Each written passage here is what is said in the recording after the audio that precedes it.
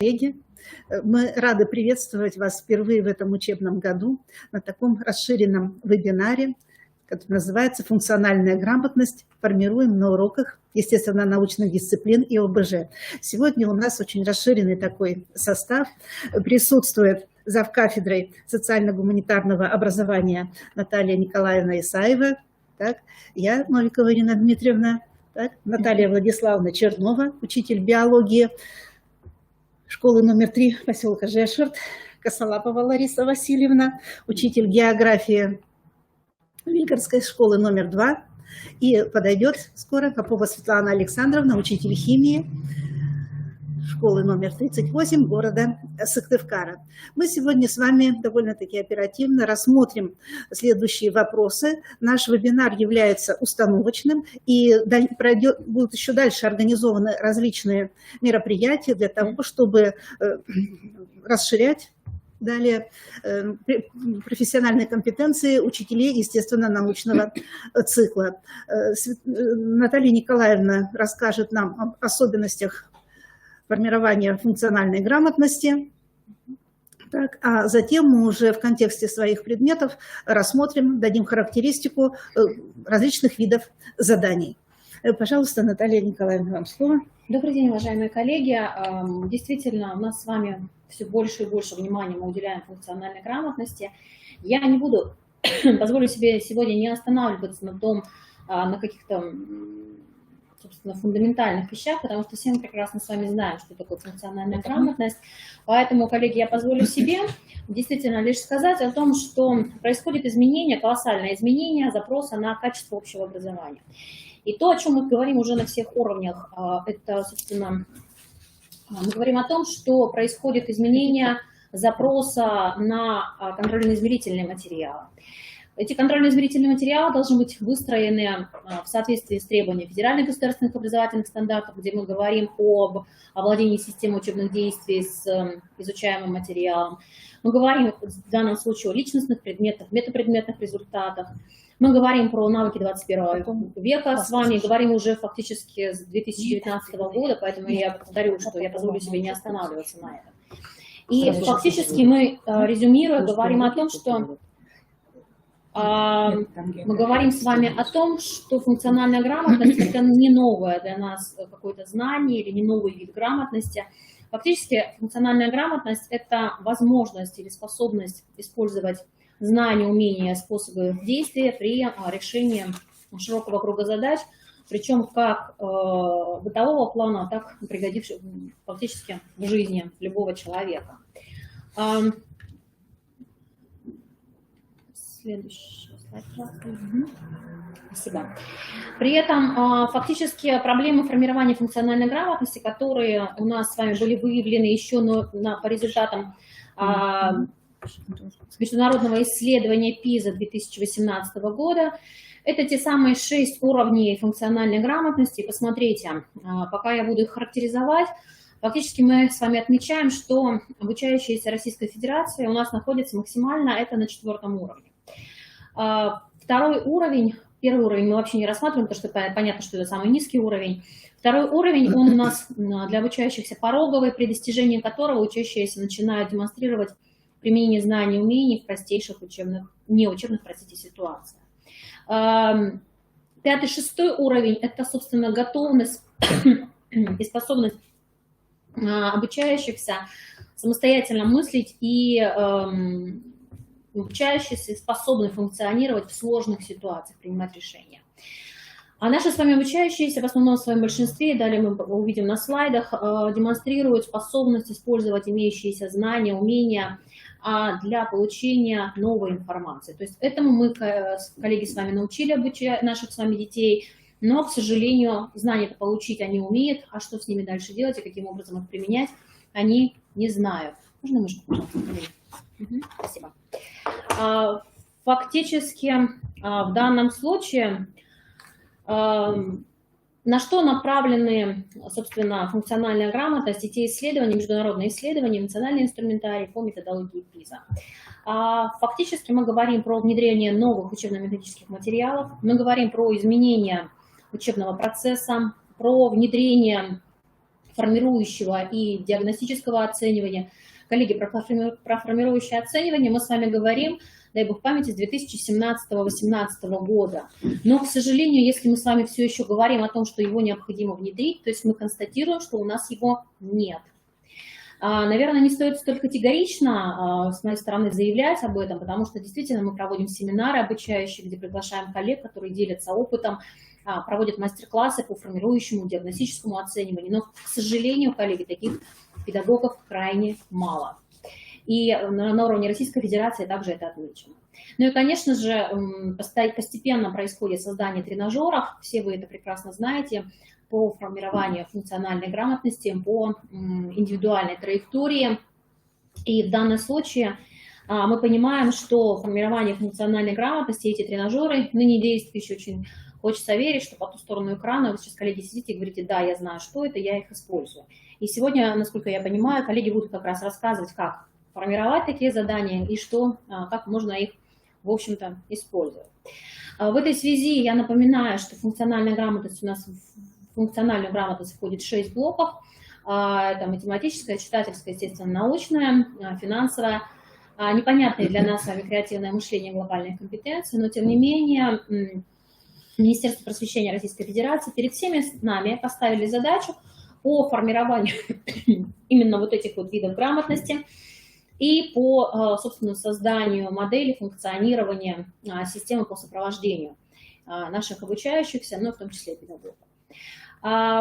При этом на уровне федерации создана модель формирования функциональной грамотности при реализации федеральных государственных образовательных стандартов, в общем-то, где говорится о том, что заложено уже, и вы видели в обновленные федеральные государственные образовательные стандарты, заложено такое понятие, как функциональная грамотность, заложено примеры формирования и требования к формированию данной грамотности, о чем мы тоже будем с вами в этом году говорить в связи с переходом на обновленный ВГОС третьего поколения.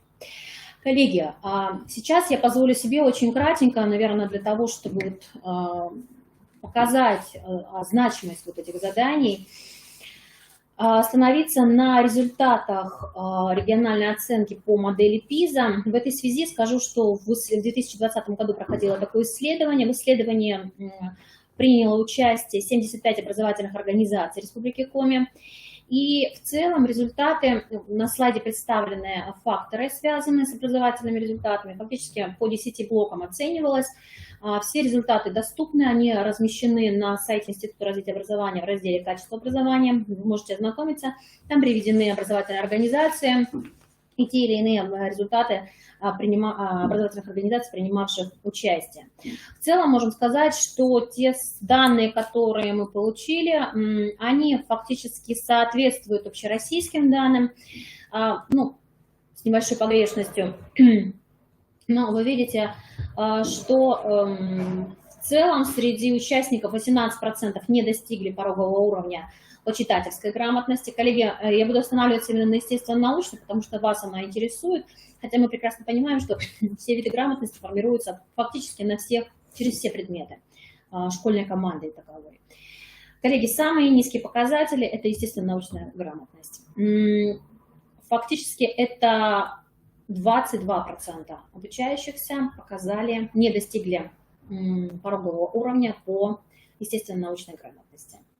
И вы прекрасно видите, что в данном случае результаты образовательных организаций регионов в сопоставлении с Российской Федерацией радуют, знаете, какой момент, что в Республике Коми примерно 5% из 75 образовательных организаций школ являются резильентными. Я напоминаю, это школы, которые реализуют образовательную деятельность в неблагоприятных условиях и так далее. Так вот, данные школы, несмотря на высокую концентрацию учащихся из группы учебного риска в данных школах, этим учащимся удается показать высокие образовательные результаты по всем видам грамотности. Коллеги, и за это огромная благодарность в первую очередь вам. Ну и, собственно, без мотивации обучающихся этого тоже было бы невозможно достичь. Общие результаты фактически у нас представлены. Вы видите, что в региональной оценке ПИЗа заметно лучше справились с заданиями обучающиеся 10-11 классов. более низкие показатели у нас с вами у обучающихся 7-8 классов. И если мы говорим уже непосредственно про основные результаты, то здесь мы с вами видим, что Республика Коми, как я уже говорила, в принципе, сопоставима с Российской Федерацией. Результаты по читательско-математической грамотности сопоставимы и с общероссийскими, и ниже по естественно-научной грамотности. Причем положение региона среди других стран-участниц исследования ПИЗа 2018 года, вы видите, что мы где-то занимаем, если бы мы рассматривали Республику Коми как отдельный субъект, то это 25 место. Коллеги, я напоминаю, что еще в 2018 году президент Российской Федерации дал нам с вами установку о том, что к 2022 году Российская Федерация должна войти в десятку стран-лидеров по системе образования. Но и вы видите, что на всех слайдах представлены, какое место занимает Республика Коми в общей системе. Да. Коллеги, достижение уровня грамотности, я напоминаю, что у нас с вами уровни, 5-6 уровень, посмотрите, фактически это единицы, мы можем так сказать. Региональные оценки по модели, что мне сегодня, может, это аллергия, по модели ПИЗа, так же, как и в оригинальном исследовании, 6 уровней. В Республике Коми 82%, как я уже говорила, учащихся достигли и превысили пороговый уровень читательской грамотности и 78% по естественно-научной грамотности. В целом, посмотрите, представлено в сравнении. Радостно, что действительно в ряде случаев мы соответствуем Российской Федерации, там 1% расхождения там, или 0,1, самое большое расхождение, опять-таки, по естественно-научной грамотности. И каковы же результаты, собственно, блока, данного блока? Смотрите, на зеленым шрифтом результаты естественно-научной грамотности по видам умений. Фактически мы говорим, что согласно определению исследования ПИЗа, человек, обладающий естественно-научной грамотностью, способен и готов участвовать в аргументированной дискуссии о науке и технологиях. И для этого необходимо иметь сформированные умения. И эти умения здесь представлены. Умение объяснять, то есть подразумевает способность распознавать, предлагать, анализировать научное объяснение. Далее умение оценивать и применять.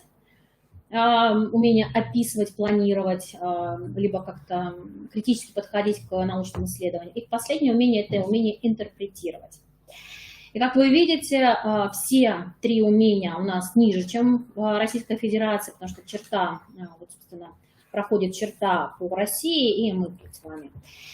При этом мы говорим о том, что самые низкие показатели у нас как раз-таки по умениям объяснять и умениям научно интерпретировать. То есть, да, информацию мы научили находить, а что с этой информацией делать, повторяюсь, мы, к сожалению, где-то не научили.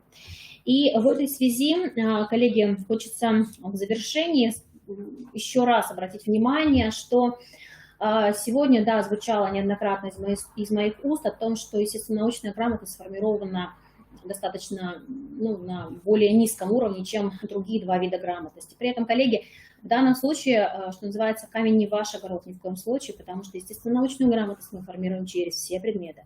Умение дискутировать, умение анализировать, умение критически осмысливать информацию формируется на всех предметах и вообще во всей школьной жизни. Поэтому, коллеги, пожалуйста, доносите мысль о том, до своих коллег, мысль о том, что мы с вами можем формировать функциональную грамотность обучающихся и нас с вами в том числе только школьной командой. Один в поле не воин в данном случае. Я благодарю за внимание. Передаю слово дальше. Спасибо, Наталья Николаевна. Так, Дмитрий Валерьевич, пожалуйста, включите другую презентацию, нашу кафедральную. Так, следующий слайд. Так, пожалуйста. Так. Ну вот как сейчас мы поняли из выступления Натальи Николаевны, принципиально нужно изменить подходы к представлению о том, что является образовательными результатами. Ну вот здесь на слайде представлено, как постепенно у нас меняется представление о том, что же мы будем считать образовательными результатами. Если где-то во второй половине 20 века мы говорили о том, что образовательный процесс завершен, когда ребенок смог повторить скопировать какие-то понятия, законы и теории, то затем эволюция идет дальше. Это мы начинаем формировать у детей умение приобретать знания, формируем такие качества личности, которые адекватны процессу обучения, познавательный интерес, познавательная активность, познавательная самостоятельность. Так? Затем следующий этап – это освоение умений, формирование учащихся умений работать с данными. Так? И вот сейчас третий этап, такой вот весомый, который освещен уже в документах федерального уровня, это формирование умений применять знания в новых ситуациях. Пожалуйста, далее. Да? И вот качество образовательных достижений учащихся будет определяться теми учебными заданиями, которые предлагает педагог. Итак, мы переходим к характеристике заданий, и слово предоставляется Светлане Александровне Поповой. Так, пожалуйста, Светлана Александровна. Добрый день, уважаемые коллеги. Я хочу поприветствовать всех и рассказать немножко о том, как формировать функциональную грамотность на уроках химии посредством тех заданий, которые мы даем. Значит, первый тип заданий, которые мы используем, это задание практикоориентированные задачи. Они могут использоваться в самых разных темах, в самых разных разделах изучения химии. И самые простые задания, которые вы сейчас увидите, они есть в текстах ВПР, всероссийских проверочных работ. Они встречаются в самом разном виде, в самых разных параллелях и формируются самым разным образом. Самые простые задания. Вот, к примеру, первоначальные химические понятия. Представлены вещества. Необходимо привести примеры, какие-то, назвать эти вещества, какие из этих веществ являются простыми или сложными, то есть какие вещества индивидуальные содержат одно вещество, а какие состоят из смеси. Задание простое, тем не менее наши дети не привыкли к заданиям такого типа, для них это составляет затруднение. Самые простые задания. Следующая задача тоже из первоначальных химических понятий – определить физические и химические явления. Дети тоже очень часто затрудняются определить, какое это явление, физические или химические явления, несмотря на то, что изучают это и физики, и химии. Тут уже появились картинки, тут оно сформулировано просто-напросто другим образом. И когда это сформулировано по-другому, вот это и вызывает затруднение у ребенка. К примеру, еще один пример практикоориентированной задачи. Кстати, вот задания такого типа были в тестах на определение профессиональной компетентности учителя, которые мы с вами проходили, по-моему, 2 года назад. Вот точно такая же задача была вот в этих тестах. Итак, какая кислота входит в состав желудочного сока? При увеличении ее содержания возможно развитие заболевания. Каковы признаки этого состояния? И дальше приводится, какой препарат применяется при этих заболеваниях, на чем основано действие этого препарата, необходимо записать уравнение реакции. И очень важный вопрос, можно ли применять в этих случаях раствор питьевой соды, почему не рекомендуется, приведите уравнение реакции. Вот, пожалуйста, вам практикоориентированное задание, которое тут формирует функциональную грамотность. Следующая задача – это рецепт, который взят из книги. Вы видите этот рецепт, значит, рецепт приготовления кекса. В одном случае дети все делали по рецепту и добавляли в это тесто гашеную соду, а в другом случае в тесто клали соду и чайную ложку столового уксуса. Все это перемешивали. В каком случае тесто будет получаться лучше и почему? Тоже практикоориентированное задание. Следующее. Собирая грибы в лесу, вы задели рукой листья крапивы. Место прикосновения крапивных листов болит и чешется. Почему болит место прикосновения листьев крапивы? Напишите уравнение названия вещества, которое вызывает это явление, и уравнение происходящих при этом реакций. Чем можно снять вот этот зуд и боль, хотя бы на некоторое время? Мы с вами, когда изучаем карбоновые кислоты, мы говорим с вами, где встречаются эти карбоновые кислоты. К сожалению, мы часто очень не акцентируем внимание на том, что можно сделать в том или ином случае при негативном действии карбоновой кислоты, допустим, на кожу. Следующий тип задания – реклама. Рекламу можно использовать часто, много, потому что встречается очень часто. Ну вот одно из заданий.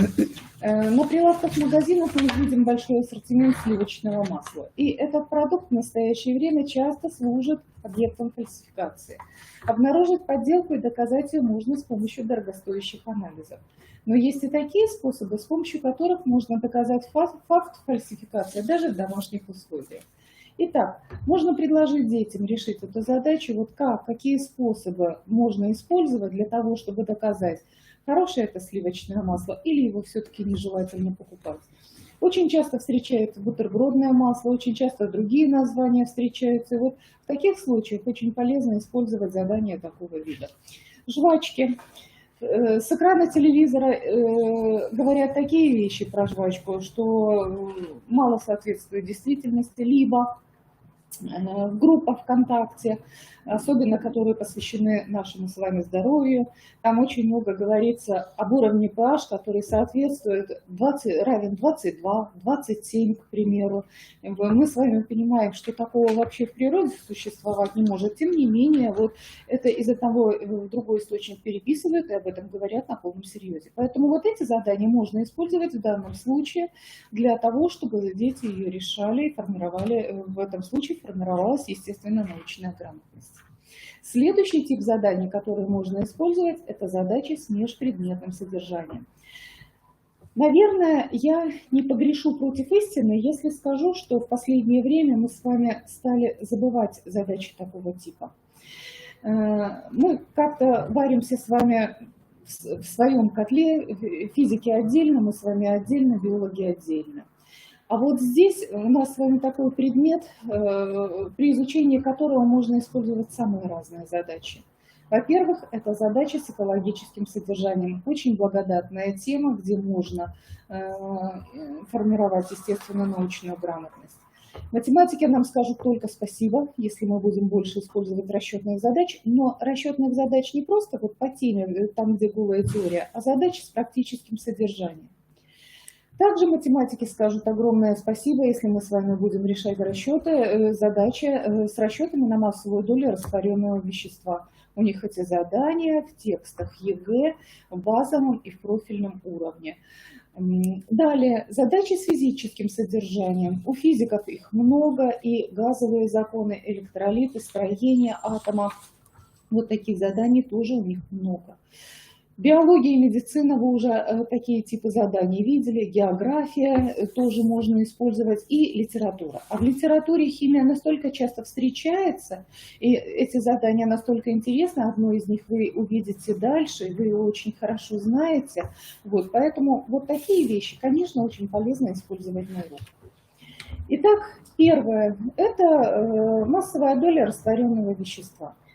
Задачи, опять же, встречаются в ВПР и в текстах ПИЗа. Пожалуйста, открывайте доступные источники в интернете, открывайте демонстрационные варианты, демоверсии, и вы увидите таких задач сколько угодно. Итак, вот задания такого типа были в ВПР 2021 года. Мы весной вот такие задачки, они у нас с вами встречались, поэтому вот таких задач их достаточно много. Далее, задачи, посмотрите, задачи с межпредметным содержанием. Биология. Скорлупа сырых яиц, почему используется, для чего, почему заливают водой, почему этот раствор начинает пахнуть тухлыми яйцами и так далее, для чего используется в качестве удобрения. Следующая обычная задача на выход продукта реакции, содержание массовой доли вещества. Мы с вами используем обычно голую теорию. Вот вам задача с практическим содержанием. Она межпредметная, тут и география, Криворожский железнорудный бассейн и все что угодно. Вот такие задачки, их немножко нужно изменить, тех, что в задачнике, чуть-чуть изменить. И вот, пожалуйста, вы получили задачу практикоориентированную с межпредметным содержанием. То задание, о котором я вам говорила из «Собаки Баскервилей», помните, у Артура Конан Дойля? Вы очень хорошо знаете этот пример.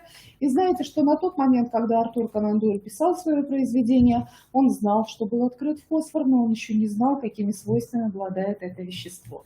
Поэтому здесь немножко неточности есть, которые можно предложить детям найти вот в этом задании. Задание интересное, и дети тоже всегда не догадываются, почему так и от чего. В самых разных темах можно использовать это задание. Следующее.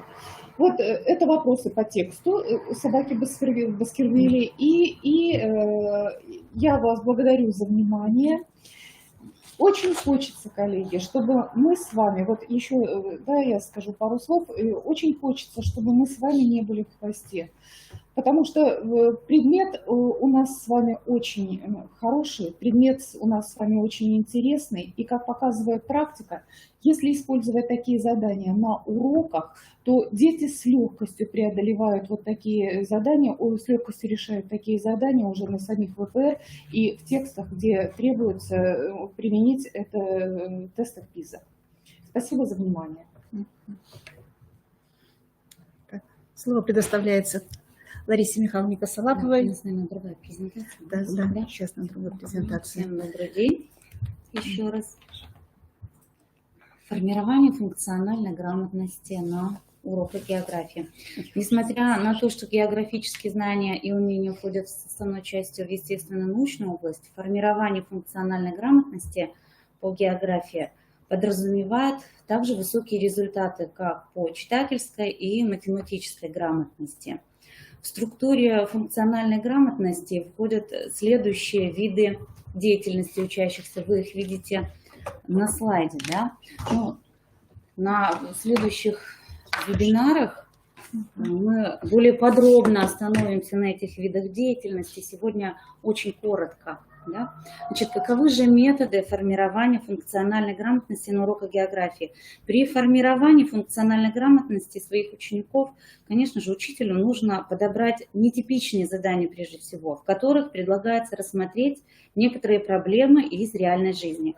Решение этих задач, как правило, требует применения знаний в незнакомой ситуации, поиска новых решений или способов действий, то есть требует творческой активности. Какие могут быть эти задания? Да? Это задания на функциональное чтение, прежде всего, знаний, понимание, применение, анализ, синтез и оценку. Методический инструментарий должен содержать компетентностные задания, экспериментальные работы, исследовательского типа, анализ первичных научных данных.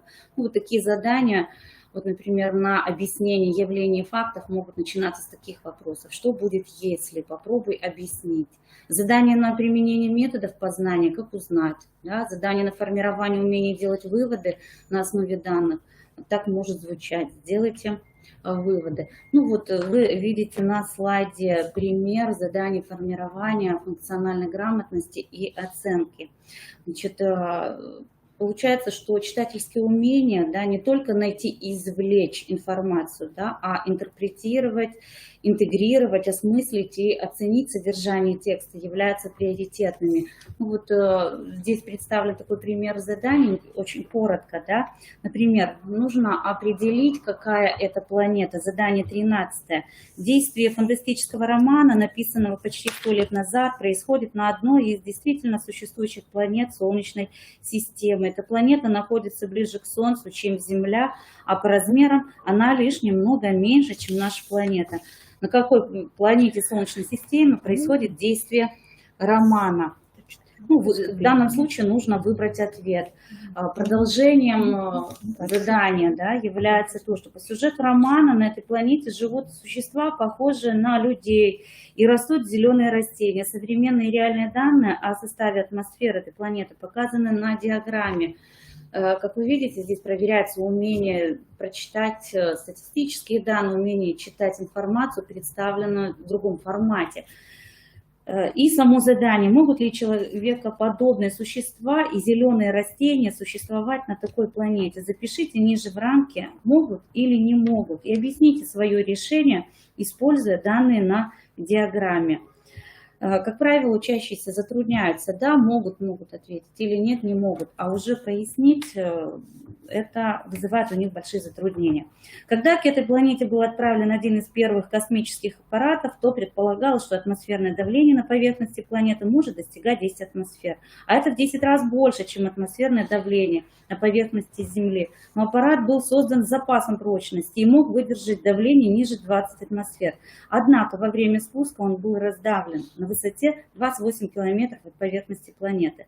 Какой вывод об атмосфере этой планеты должны были сделать ученые? Запишите свой ответ в рамки. Ну и вот на уроках, наверное, вызывает затруднение, как же оценить такие задания, да? И вот на данном слайде вы видите, как можно оценить данные задания. Задание 13. Какая же компетентностная область оценки? Это интерпретация данных для получения выводов.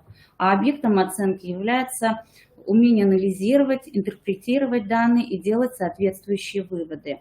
В задании 14 компетентностной областью оценки является научное объяснение явлений. Объектом оценки вспомнить и применить соответствующие естественно-научные знания для объяснения явления. В 16 задании компетентностная область оценки – это интерпретация данных для получения выводов. Объектом является умение анализировать, интерпретировать данные и делать соответствующие выводы. Ну вот как раз те умения, которые, наверное, вызвали затруднения при написании работ ПИЗа. В данном случае вы видите пример нетипичного задания, которое предлагает рассмотреть проблемы из реальной жизни. В данном тексте идет речь о леднике, который сошел 15 лет назад в Кармадонском ущелье. И вы видите вопросы к этому тексту, какие можно задать. Тоже задание, это задание может быть использовано в 8 классе, также и в 7 классе. Значит, и представлены вопросы к этому тексту. Еще нетипичное такое задание – это работа с текстом, образная карта. Представлен текст и представлены рисунки. И на основе текста и иллюстраций нужно создать образную карту данной территории. Как вы видите, это задание также, значит, проверяет умение интерпретировать информацию, представленную в разных формах. Да?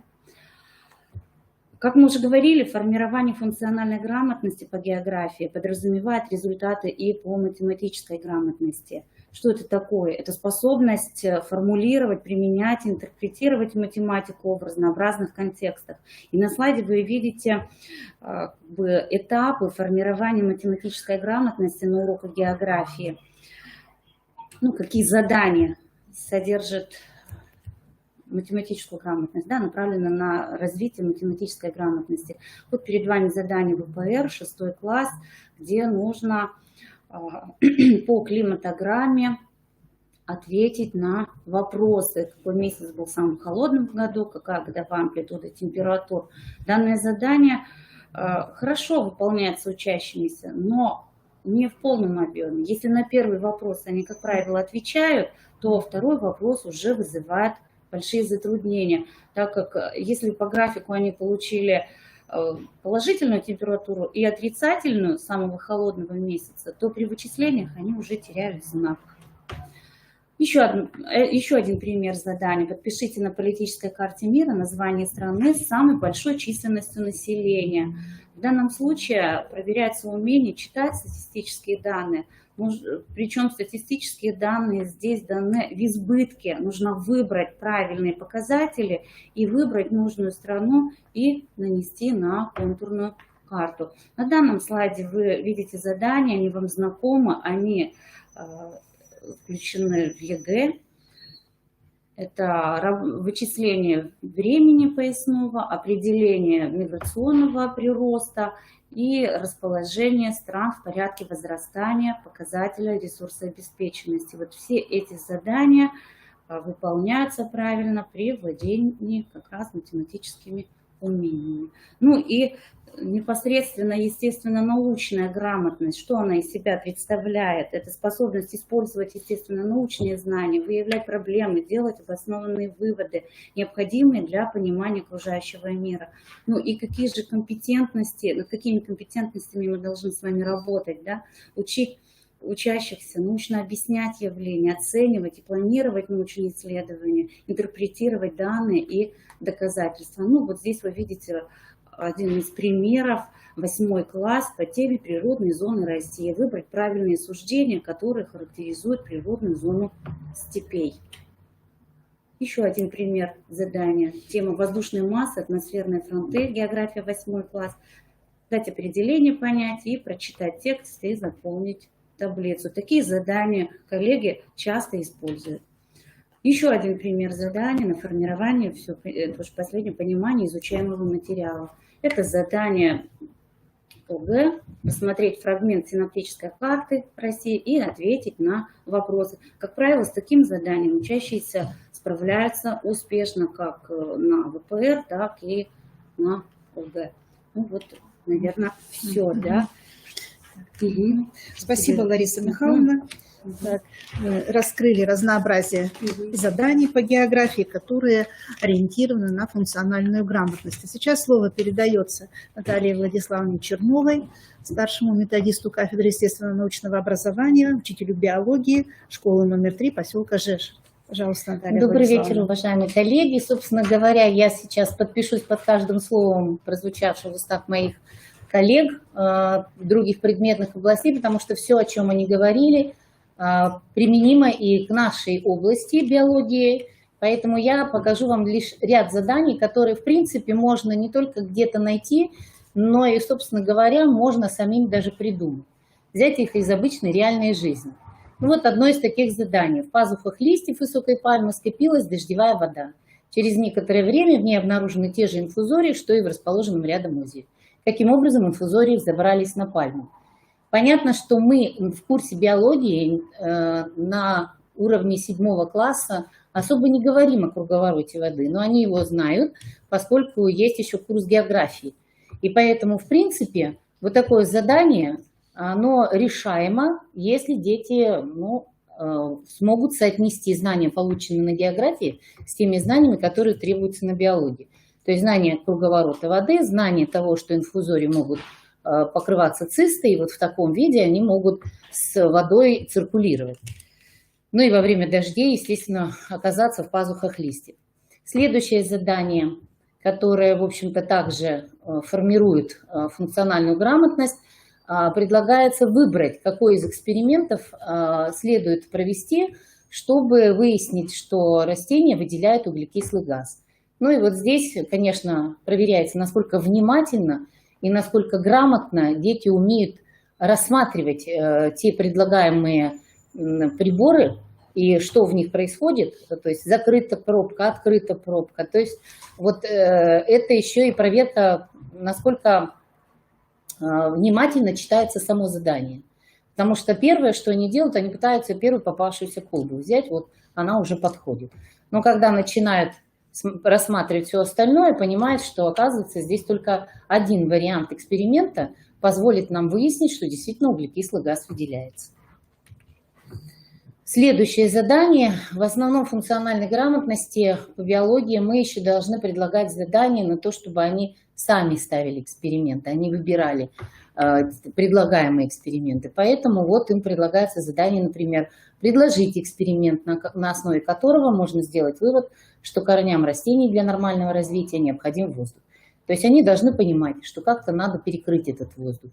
Первая попытка – это засыпать землей. Но получается, что почва, как и земля, собственно, также содержит воздух, и поэтому понятно, что растения будут получать воздух, корни их. Поэтому они потом пытаются найти те, в общем-то, вещества, которые бы перекрывали доступ кислорода к корням, ну и предлагают уже свои эксперименты. Что хорошо в этом задании, собственно, этот эксперимент можно провести уже визуально и посмотреть, так ли это на самом деле, то есть проверить, правильно ли предлагается их эксперимент. Ну и второй эксперимент, на основе которого можно определить, являются выявленные различия у растений наследственными или ненаследственными. Данный эксперимент уже предлагается где-то на уровне 9 класса, 10, если первый мы предлагаем в 6 классе, более простой эксперимент, то подобные эксперименты мы уже проводим где-то на уровне 9 класса. Понятно, что они должны уметь читать графики, то есть находить информацию, уметь ее интерпретировать. И поначалу главное, чему надо научить, прежде всего увидеть, а что на графике изображено. Потому что когда они начинают его искать потом правильный ответ, их здесь два, они порой не видят, что ответ может находиться ниже, а то и выше. То есть изначально они должны сами понять, а что график изображает, что они видят на данном графике, что сначала возрастает температура, количество клеток при определенной температуре, а потом начинает убывать. И вот после того, как они сами разберутся с графиком, они легко находят варианты ответов среди предложенных. Ну, как вы помните, это задание у нас встречается в КИМах ЕГЭ и ОГЭ. Есть задания практической направленности, собственно говоря, которые в обычной жизни дети могут так сделать. И не только дети, их родители могут таким образом поступить. И им предлагается, или они могут предложить такой вариант, что вот давайте намажем вазелином для красоты листья, чтобы они красивые были.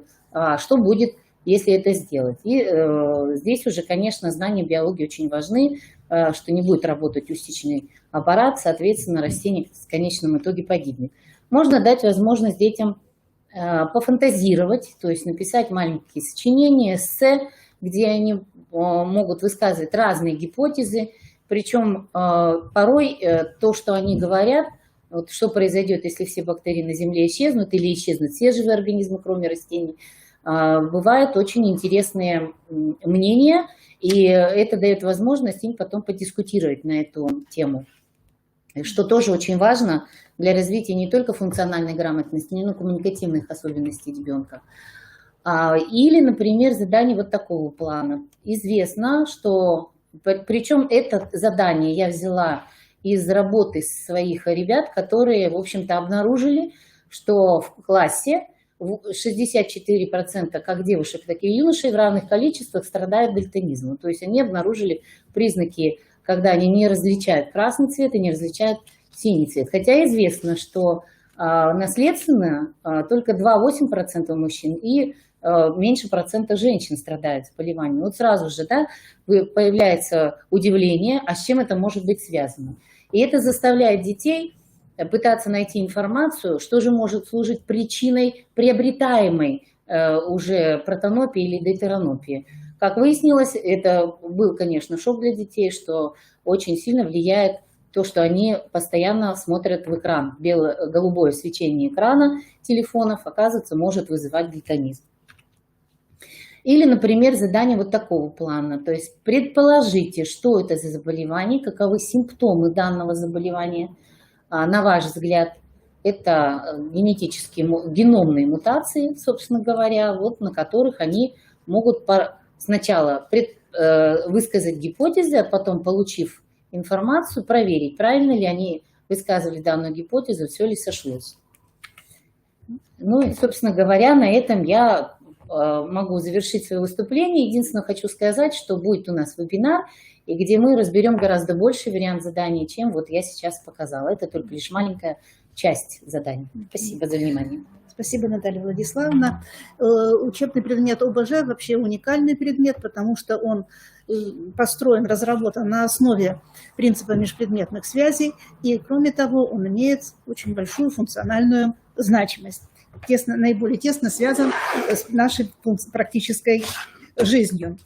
И задания можно предлагать учащимся здесь самые разнообразные. Вот, например, задания на развитие креативного мышления, на способность выдвигать самые различные гипотезы. Или задания на развитие логического мышления, на умение, ну, здесь фактическое знание содержания этих представленных знаков, и на установление взаимосвязи между разными группами, между одинаковыми группами знаков. Такого рода задания. Так. Или вот, например, очень интересное задание, взятое из Олимпиады этого года. Какие леса наиболее пожароопасны? Это лиственные леса, смешанные леса или хвойные леса. И вот как раз здесь тоже это задание выполняется на основе конкретного знания. Далее, другое практикоориентированное задание, которое вызвало у меня такой даже несколько шок. Значит, почему в убежищах имеется особый сосуд около литра емкостью. Этот сосуд специалист должен выносить на свежий воздух и смотреть, за сколько времени он покроется водой. Оказывается, это все связано с организацией режима проветривания этого убежища. Очень интересное задание. Так, и вот такого вот рода задание, которое актуально для нашего региона. То есть, например, если мы хотим оборудовать каток, то почему нужно регулярно счищать снег? Где будет лед толще? Там, где снег регулярно счищают, или же после того, как он накопится, а потом уже дружненько все почистим? В каком случае тогда катание на этом озере будет безопасно для детей? Задания на математическую грамотность. Нужно сказать, что их очень много представлено в самых различных сборниках. Они в основном связаны с расчетом тормозного пути и других каких-то особенностей нашей пешеходной жизни, автомобильной жизни. Ну, вот такого вот рода задачка. Предлагается составить вопросы к данной учебной ситуации и подготовить ответы. Ну, вот это вот задание, оно самое такое, что ни на есть межпредметное, оно основано и на знаниях по химии, на знаниях по физике, и здесь еще нужно уметь правильно рассчитывать какие-то величины. То есть, например, почему для получения воды нам необходимо брать в данном случае черный лоток, так? Почему можно зачерпнуть грязную воду из лужи, да, а потом получить чистую воду, так? И сколько воды получится в том или ином случае. Это очень интересная такая задачка. Есть даже смысл, наверное, включать их такого рода, вот, разрабатывать такого рода задания для включения их в Олимпиаду. Вот мы сейчас с вами посмотрели сразу несколько блоков заданий по самым разным предметам. И, наверное, вы замечаете, что все эти задания так или иначе связаны, разработаны вне связи с конкретной какой-то предметной областью. Все задания носят межпредметный характер, но чтобы их выполнить, нужно владеть конкретной академической грамотностью. Все задания излагаются доступно в зависимости от возрастных особенностей учащихся. Все эти задания описывают какую-то конкретную жизненную ситуацию, которая детям понятна. Все задания носят контекстный характер, но, тем не менее, требуют перевода, такого вот, при выполнении требуют перевода с такого бытового языка на язык предметной области. Требует осознанного выбора модели поведения. Информация может быть представлена в разных форматах, мы это сейчас тоже с вами наблюдали. В задании может быть явно указываться способ учебного действия, а может быть этот способ действия ученик должен будет выбрать сам для того, чтобы его выполнить. Так, для того, чтобы задание считалось ориентированным на международный уровень ПИЗа, необходимо, чтобы оно характеризовалось комплексностью, проблемностью, контекстностью, личностной значимостью, различалось по уровням сложности и компетентностью.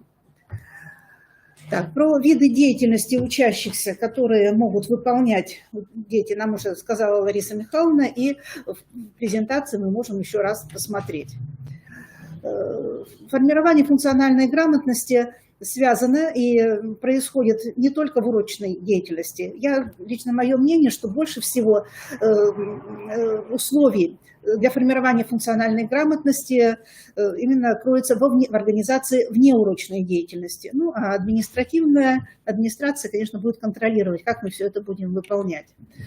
В итоге вот такой вот интересный рисунок у нас появляется, что жесткие компетенции или так называемые компетенции, которые у нас формировались на всю жизнь, они не менялись, они превращаются в так называемые гибкие, мягкие компетенции, которые отражены в 4К модели компетенций. Про это сейчас очень много говорят. Это кооперация, критическое мышление, креативность и коммуникация.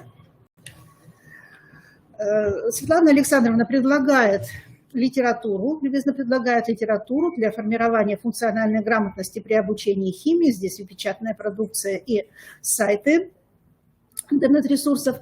Так, ну и в завершение я скажу, предлагаю вам следующую информацию. Вот буквально сегодня с утра в 10 часов у нас поступила информация о том, что Академия Минпросвещения начинает марафон вебинаров по формированию функциональной грамотности в предметах естественно-научного цикла. Это понятно, потому что этот блок компетенций у нас западает. И вот сегодня в 12 часов, 23 сентября, в 12 часов эта трансляция началась. На слайде представлена ссылка, по которой вы можете просмотреть 6-часовую трансляцию. Эта трансляция не подразделена по предметам. Биология, физика, география, химия. То есть нужно посмотреть все, и если узко интересуетесь какой-то предметной областью, то ее найти и вычленить для себя. Так? И затем 30 сентября и 7 октября будут еще проходить следующие вебинары. Значит, в управлении образования разослана информация об этой серии марафонной серии вебинаров. Тот преподаватель, у кого есть, кто уже зарегистрировался, кто создал свой личный кабинет, да, вы можете зайти в этот личный кабинет, и там уже будут размещаться вот те ссылки, которые вам необходимы.